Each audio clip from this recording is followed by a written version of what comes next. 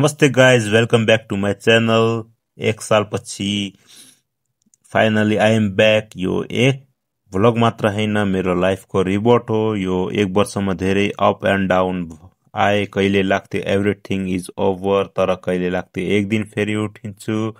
म बिजी पनि थिएँ, कन्फ्युज पनि, तर हराइरहेको थिएन। बस रिस्टार्टको कोर्स खोज्दै थिएँ।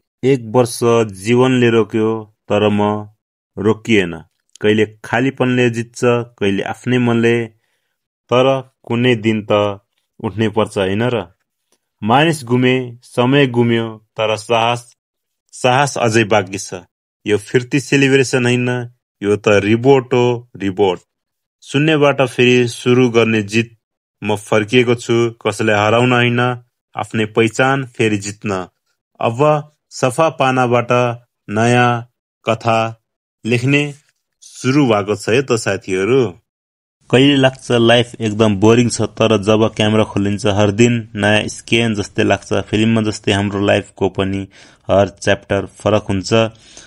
आजको दिन एकदम फ्रेश फिल भएको छ, लाग्छ एकदम राम्रो बिगिनिङ हुन जाँदैछ।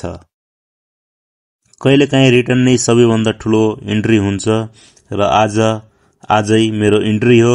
साथीहरू, तपाईहरुको साथ बिना यो कमब्याक सम्भव नै हुन्न। तपाईहरुको कमेन्ट, मेसेज, सपोर्ट यिनीले मलाई फेरि उठाए। यो साल जस्ट कन्टेन्ट बनाउने मात्र हैन, यो साल मनबाट, आत्माबाट फिल्मी स्टाइलमा आफ्नै स्टोरी बन्छ।